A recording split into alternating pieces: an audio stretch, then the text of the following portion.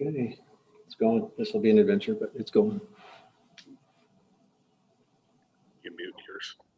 Pardon? Did you mute yours? No. Okay, good evening, everyone. And I'll call the meeting to order. And attendance, I see everyone's present. And anyway, I have some opening remarks. The public meeting is being heard by the City Council Planning Advisory Committee, and public notice has been given in accordance with the Planning Act. The non-elected members of the Planning Advisory Committee are Mr. John Baltutis, Mr. David Joyce, Ms. Catherine Brown, and Mr. Paul Jennings. Citizen appointees may ask questions and participate in the discussion in order to assist in making recommendations to City Council, but may not make motions or vote in connection with the public meeting. If a person or public body does not make any oral submissions at a public meeting or make written submissions to the Planning Committee or City Council before the bylaw is passed, the person and or public body is not entitled to appeal the decision of City Council or the local planning appeal board. If a person or public body does not make oral submissions at a public meeting or make written submissions to the City of Balboa before the related bylaw is passed, the person or public body may not be added as a party to the hearing of an appeal before the local planning appeal tribunal unless in the opinion of the tribunal there are reasonable grounds to add the person or public body as a party. Comments received at this public meeting as well as the written comments will be considered by the Engineering and Development Services Department in analysis of the applications that were part of the public meeting tonight. For further information on how to provide comments to the city regarding an application from this public meeting, please email planning@balboa.ca. A recommendation report will be brought forward upon receipt of all agency and public comments in the future.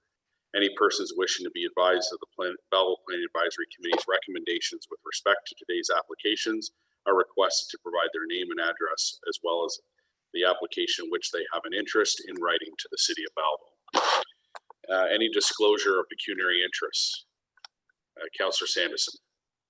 Yeah, with respect to file B77-1119, I'm related to the owner, so I am declaring a pecuniary interest. Okay, thank you. So that's 3.1 on our agenda and also 6.1 on the referral from the public meeting. That'll be noted. Thank you. Seeing none, we'll move on to the public meeting portion. 3.1, notice of complete application and introductory public meeting for application for proposed amendment to zoning bylaw number 3014 as amended. 1507 Casey Road, City of Balboa, County of Hastings, file numbers B-77-1119. Applicant owner is David and Catherine Potts, and agent is Watson Land Surveyors with Jennifer Matthews representing. Before I go any further, I'm just going to look to our support to have Councillor Sanderson removed from the meeting.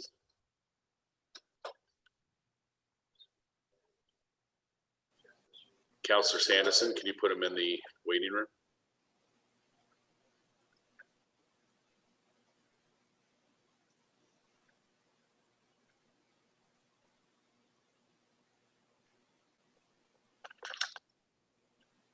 Okay, thank you. Ms. McAdam, would you like to present the application? Thank you, Councillor Carr. We'll just get the staff presentation on the screen, if possible.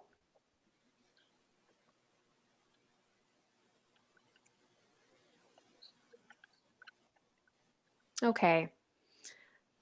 So the subject land is zoned prime agriculture and hazard zone and designated rural in the official plan. It's presently developed with various agricultural buildings and a single detached dwelling. Oh, this is not the right, yes, one down, perhaps? No?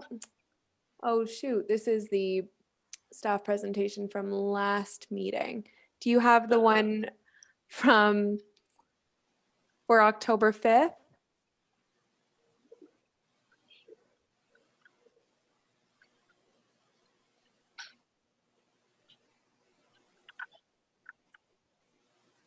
We're looking into that right now. Okay, thank you.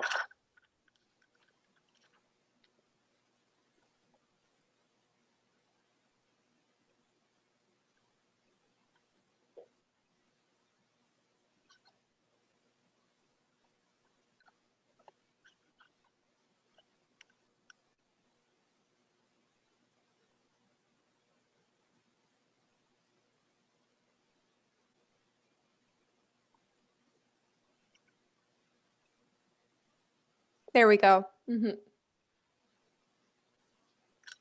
Okay, so I will continue with 1507 Casey Road. The application is proposing to rezone the subject lands as a condition of consent applications B30-19 and B31-19, which severed 2 parcels from the subject land for the purposes of developing them, each with 1 residential dwelling, as you can see on the mapping in front of you. The severed parcels are proposed to be rezoned to a rural residential zone category to permit their future residential development. And a portion of the retained parcel is proposed to be rezoned to rural zone in order to align with the underlying official plan designation. The hazard area or zone on the property would remain unchanged. There's been no public correspondence received for this application as of this time, and no comments or concerns received from either internal or external agencies and departments at this time as well. So with that being said, I will pass it back to you, Mr. Chair. Okay, thank you. And we have Ms. Matthews from Watson Land Surveyors. Hi, can you hear me all right? Yes, we can. Thank you. Okay, I'm just here on behalf of Keith. He was not able to attend tonight. So if anyone has any questions, I'm here in support of the application and can help you out if you have any questions. Okay. Any questions from committee members? There's none. Thank you. Okay. So I'll get a motion to refer this to the committee. Councillor Kelly, seconded by Councillor Culhane. All in favor? Motion carries. Thank you.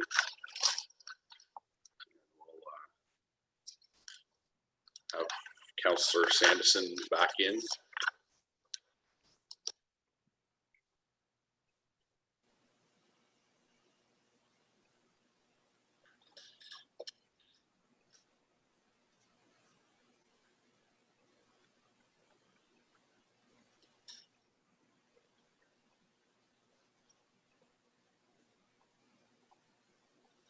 Okay, there we go.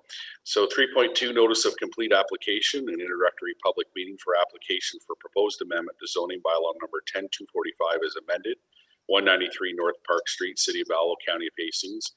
File numbers B-77-1120. Owner is Quinny Senior Citizens Homes. Applicant is Andy Gertzma, Gertzma Construction Limited.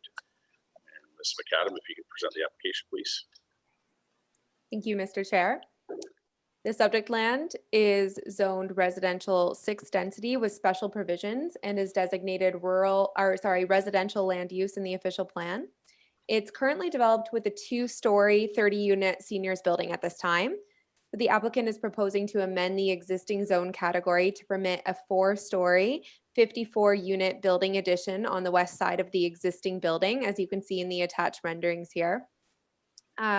The new proposed special provisions to the R6 zone would include increasing the number of dwelling units from 30 units to 84 units total, increase the maximum building height from 10.6 meters to 15 meters, reduce the minimum lot area per dwelling unit from 161.5 square meters to 111.3 square meters, reduce the minimum interior side yard setback from 7.5 meters to 4.3 meters, reduce the minimum separation between buildings containing windows to a habitable room from 15 meters to 13.8 meters, and to increase the maximum distance that enclosed steps can project into a required side yard from 0.6 meters to 1.8 meters.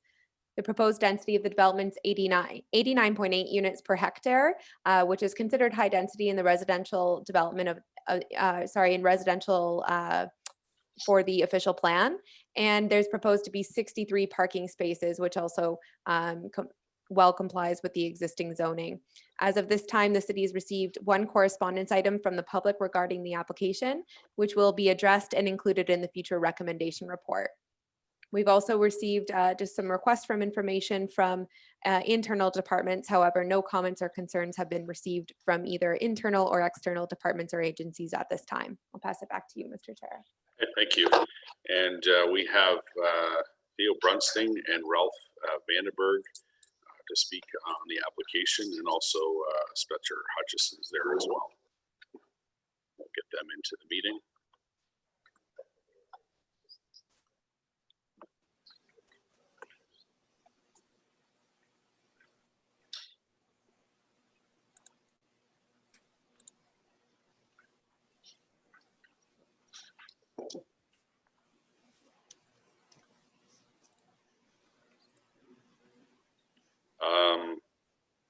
So I have a Theo Brunsting and a Ralph Vandenberg.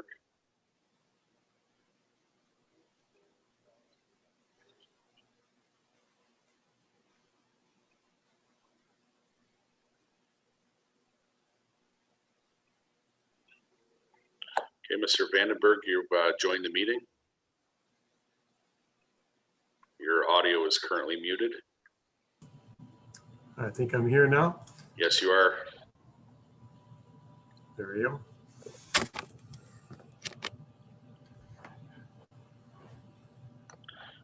Now, are we waiting for Mr. Brunsting as well?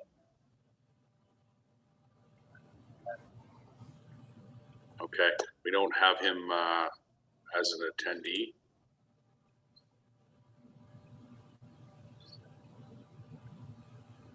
Okay, you can have Mr. Hutchison join as well then. So Mr. Vandenberg, if you want to go ahead and make your presentation. Yeah, sure. Everyone can hear me okay, I assume? Yes. Okay. Yeah, Mr. Brunsting, Theo Brunsting, he, I think, was just going to give a very quick and brief overview of who the owners are.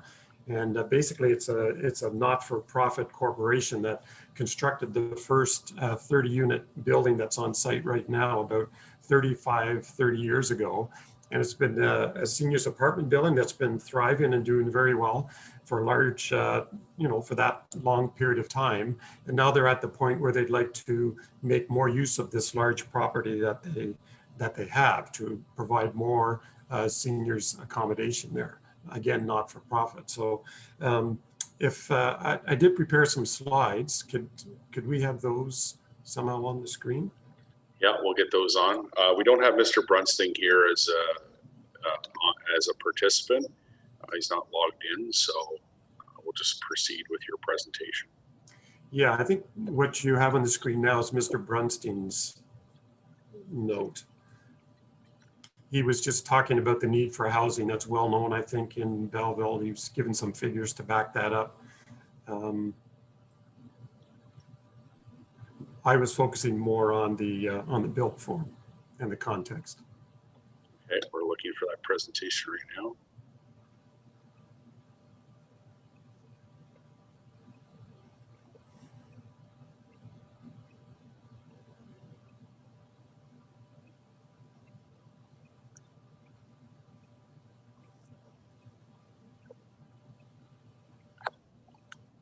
Okay, there we go. Can we zoom in on any of these slides? Is that possible? Like on that first one, can we get a little bit closer there? Kind of fill the screen if it's possible. Okay, I think everyone should be able to see that. I believe everyone would recognize the site. In the red rectangle at the closer to the top of the page is the existing two-story 30-unit building. And as you can all see, the green space towards North Park Street, which runs left to right on the page, that's the area where the new addition, the new building, is to be proposed. To the north, which is to the left, there's the hydro corridor that's open space, which leads to even a greater open space to the east of the site, where the playing fields are and all that landscape green area. To the south, which is to the right of the page, that's the existing health unit building. You can see how that development pretty much fills up that site, parking at its rear, parking at the front. And the building itself, as you probably all know, is fairly massive. It's fairly high. It's about 40 or so feet high. In fact, the new addition we propose is relatively close to that same kind of height, although we, as you'll see from the perspectives, we have a slope roof rather than a flat roof proposed. On the north of the hydro corridor is existing two-story townhouses, and then more housing gets more dense as you move north along North Park Street. It's lower density as you go further south. On the opposite side of the street, on the west side, there's I believe it's an abandoned motel, I think, and then there's an active motel just north of that, and a car dealership to the south side, opposite the health unit. So the context is there. It's a good mixed use. North Park Street is a collector. So this kind of density being proposed on a collector is in line with what the bylaw intent our end as well as the official plan is. The link to open space, I think, is a great one. There's a sidewalk that's existing all along North Park Street. So traffic-wise, car-wise, there's good access. Pedestrian access is really good as well. And there's a bus stop right in front of the property that's existing. Currently on the property, there is some parking that's actually more than enough to satisfy what the existing building requires. And as Desta sort of said in her introduction, the new 54 unit addition will have more parking that's really necessary under the bylaw for a total development of 84 units. You know, with seniors parking, we only really need to have 0.25 per unit, and we're actually providing 3 times that. And it's not that we want an abundance of extra space, but that was a calculation basically that the group did that reflects the number of units, reflects the existing pattern of the existing building for seniors right now on site, and also provides additional space for some of the public uses that they would like to introduce into the new addition. They have some space there for community use, so they want to make sure there's adequate parking to address all of those issues. So if we can go to the next slide.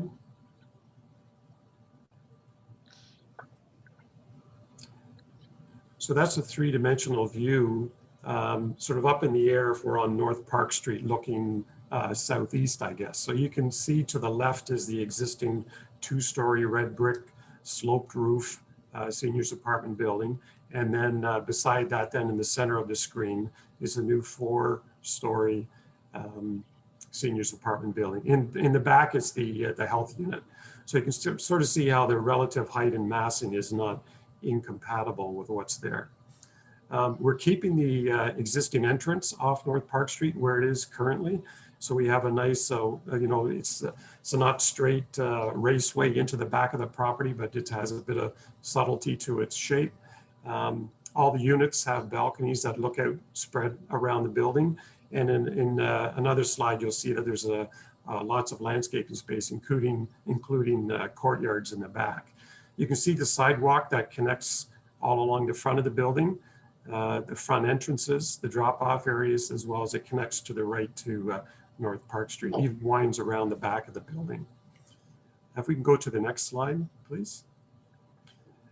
So this now is from still looking from the north, but looking west. So the health unit again is that the white boxy shape in the back. And in the center of the screen, you can sort of see there's a link in between the existing 2-story and the larger 4-story to the right. So that link enables the existing residents to access the services that are in the new building, which includes a large common room and a community meeting room. If we can go to the next slide.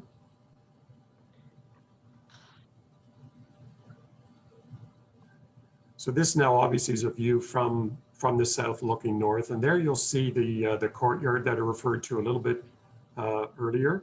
There's also a smaller courtyard where the link is between the new building and the existing building, because part of the construction is the existing relatively small common room that's part of the existing building now gets removed so that we can introduce a firewall and we can introduce this link to the new building. And so the new common room is much larger and it's within the context of the existing building. If you can notice a little courtyard to the right, there's sort of a chimney there with taller windows. That's essentially where the common room is. Now, all of the variances that are being applied for, well, I shouldn't say all of them, I should say most of them are derived from the fact that the zoning that's on the site presently was site specifically geared to that existing building. So the density only allowed for 30 units on the property. And the height, you know, didn't allow a building of the size that's being proposed. The side setback and the stairs that were into the side encroachment, that's all a function of the height of the building. So the taller the building, the bigger the side setback. So any protrusion into it, that also increases. So we have to have a variance in order to acknowledge that. The landscape space, it's, I mean, even though the site is developed, as you see, we still have 46% landscape space. So, so the group, you know, our client, the nonprofit group, feels quite comfortable in how this is all being developed. And we tried to blend the architecture in. There's still lots of green space. There's sufficient parking that'll suit their new needs. So, they're quite happy to have this application filed, and the intent is to construct during the course of next year. If we can go to the next slide. So that's a site plan that shows just a little bit more detail. Can you zoom out a little bit so we can see more of the site? Yeah. Okay, a little bit of over, there we go. Yeah, so you can see that the footprint of the new addition is the inverted U shape. The existing building is the backwards L on the right side of the drawing there. So you can see how the parking is arranged. You can see the two courtyards on the south side. And you can see there's sufficient distance from the existing public health building as well. The parking in that building is you know, 25 or more feet away from the property line, and then we're introducing, of course, landscape space in between there as well. A nice feature of the site as well is that even though it's a taller building, 4 stories, you know, the way it's oriented to the south, with sun angles, there's basically no impact whatsoever on any adjacent housing. The hydro easement is to the north, and it's about a 50-foot wide green space, and then the existing 2-story homes are even north of that. So normally when people are concerned with, say, from noon to the evening of the day, that there be shadows affecting them, in this case, it just doesn't have an impact.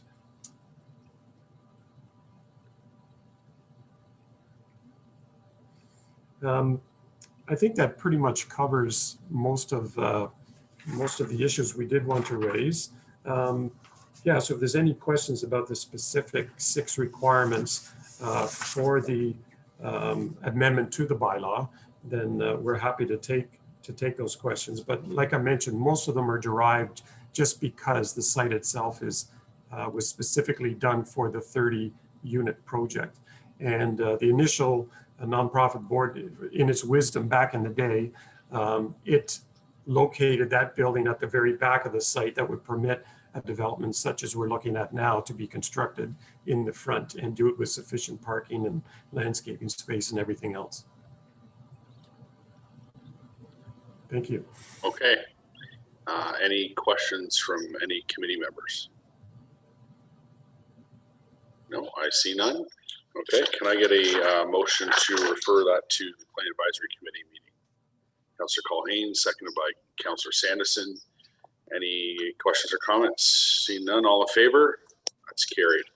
Can I get a motion to adjourn this portion of the meeting? Councillor Williams, seconded by Councillor Culhane. All in favor? That's carried. Thank you. Okay, moving on to the Plan Advisory Committee meeting. Everyone's here. Disclosure of pecuniary interest. I have Councillor Sanderson at 6.1. And seeing none others. Confirmation of the minutes of the City Council Planning Committee meeting and Planning Advisory Committee meeting held on September 8th, 2020. Moved by Ms. Brown, seconded by Mr. Joyce. All in favor? That's carried. No deputations, Mr. Clerk. No correspondence.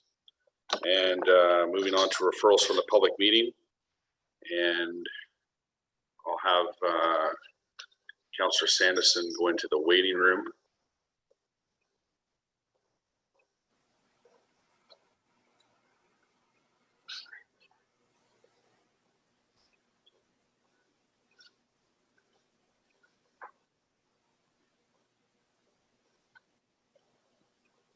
Okay, thank you. So 6.1, notice of complete application and introductory public meeting for application for proposed amendment to zoning bylaw number 3014 as amended, 1507 Casey Road, City of Balboa, County of Hastings. File numbers B-77-1119. Applicant owner is David and Catherine Potts. Agent is Watson Land Surveyors Limited. Policy planners report number PP-2020-46. And the resolution reads that report number PP-2020-46 dated October 5th, 2020, regarding notice of complete application and introductory public meeting for application for proposed amendment to zoning bylaw number 3014 as amended, 1507 Casey Road, City of Balboa, County of Hastings, be received as information, and that staff report back at such time as input from the public, commenting agencies, and municipal departments has been received, assessed, and addressed to the satisfaction of the Engineering and Development Services Department. Moved by Councillor Culhane, seconded by Councillor Kelly. Any questions or comments on this one? Seeing none, all in favor? Motion's carried. I'll have Councillor.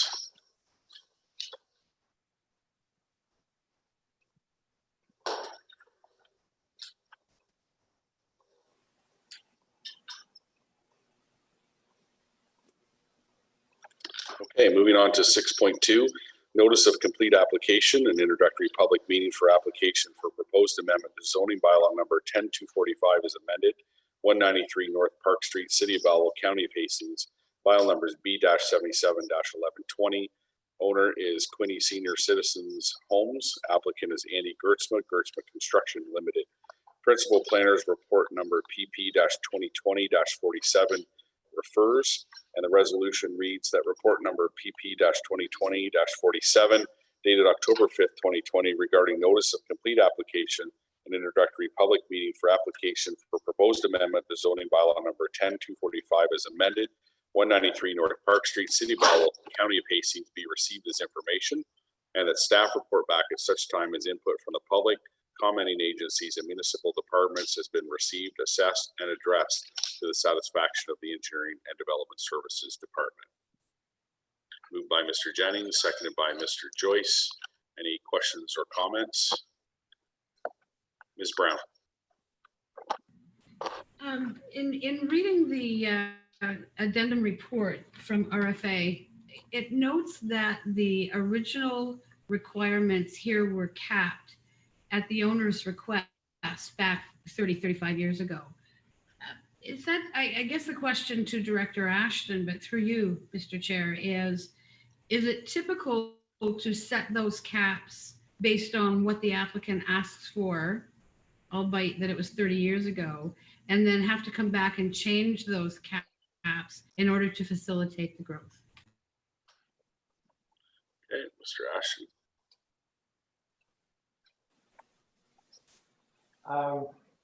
I suppose that, sorry, is there an echo? Okay.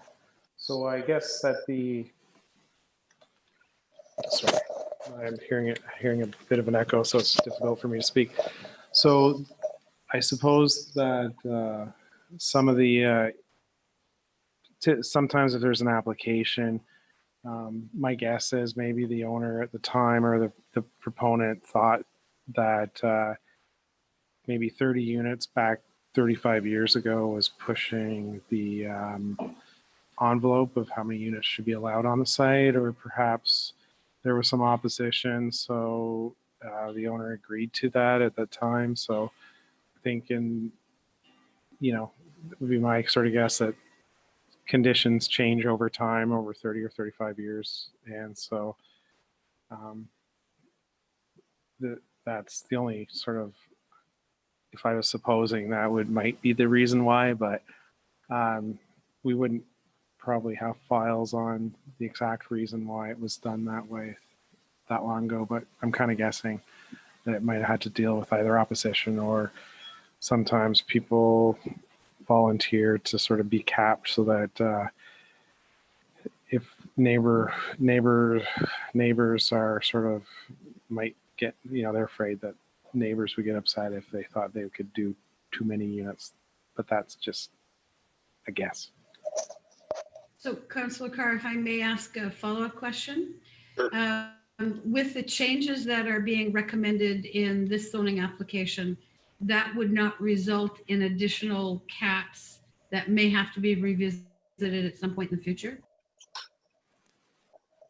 Mr. Ashton. So in terms of, I think there's a cap, but I guess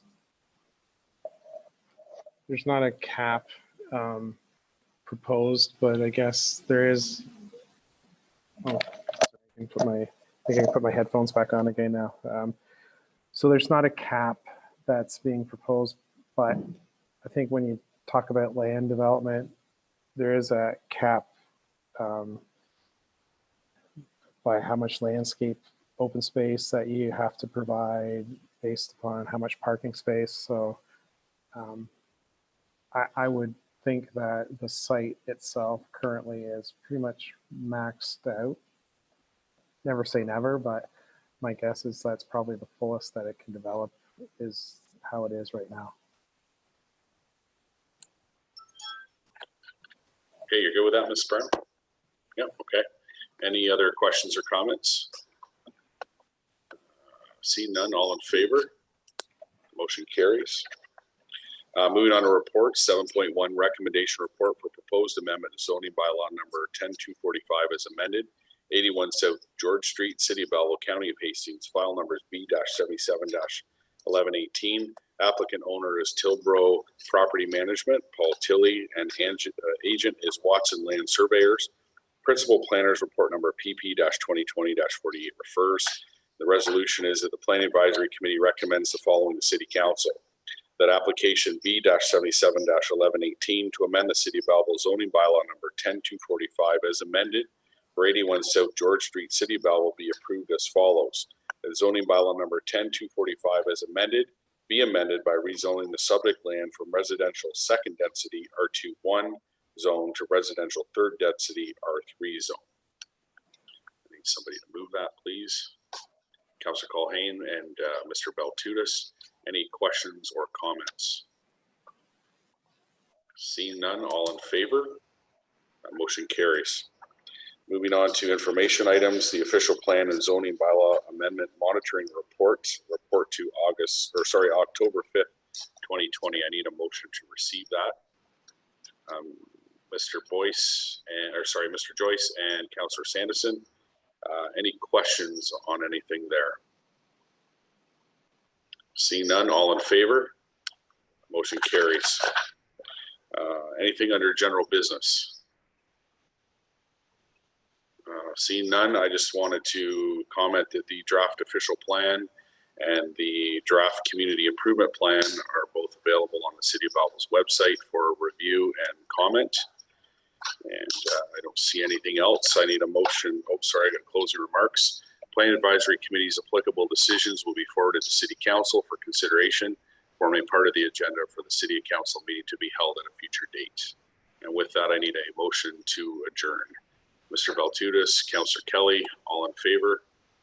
That is carried. Thank you very much. Have a good evening.